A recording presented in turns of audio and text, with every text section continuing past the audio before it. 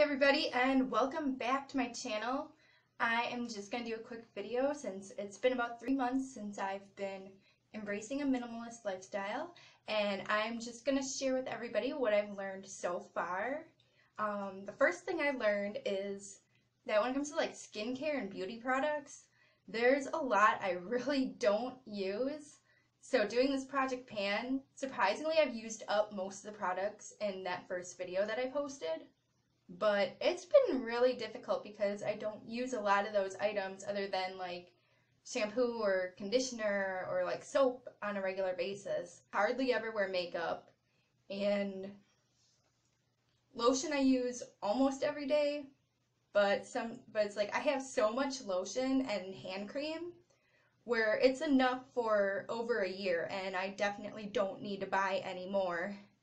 And also, I've learned to shop less, and that it's okay to shop once in a while, but what I've learned when I do shop is to really think and evaluate what do I need versus what's something I just want, or am I thinking about purchasing an item because I'm bored and I think it's going to make me feel better for a little bit. And if it's something like that, then I just pass on it. And there's things like I've looked at like, oh, that would be really cute, but am I really going to wear it? Because, as I said in one of my earlier videos, I work in childcare, so my dress code for work is just very comfy, casual. And I've noticed when it comes to clothes, that's kind of what I go for to begin with.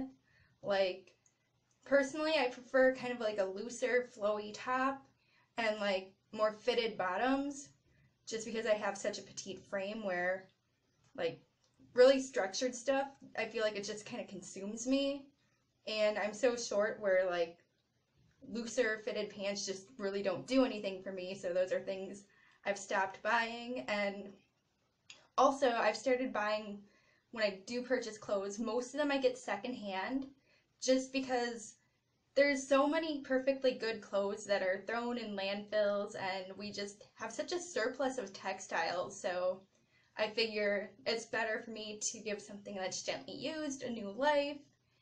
The only things I really buy new are basics, because it's really hard to find decent basics that are gently used. But I've been looking at going for brands that are more sustainably sourced for those kind of items. That and undergarments are one thing I don't buy used either, and shoes I'm a little picky about just because my feet are kind of weird, so I'd rather buy a new pair and break them in. But even my shoe collection is a lot less than what it used to be. As I showed you in my closet tour, I only have 10 pairs of shoes right now, which is plenty for me.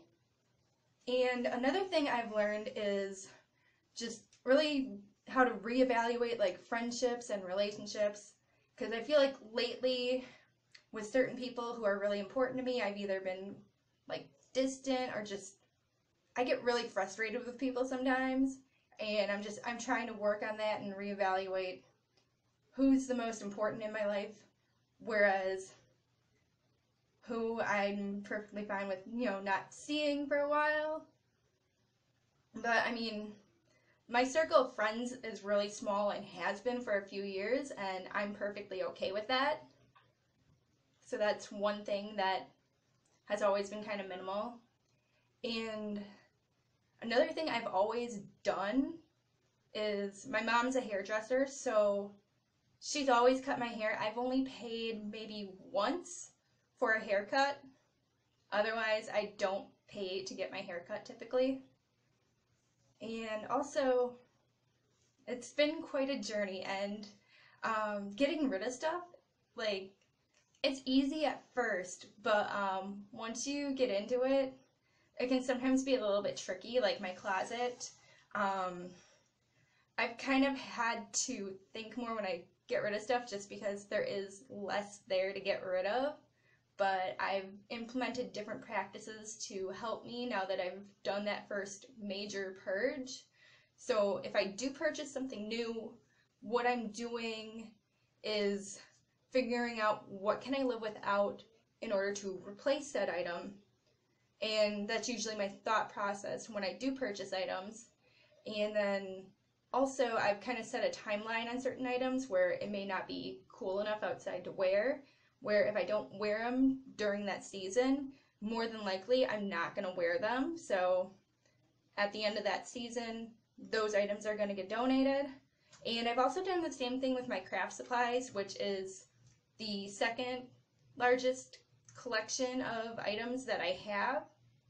And I do like to make a lot of handmade gifts for the holidays, and I've decided that whichever items I don't use come that time, those items will get donated.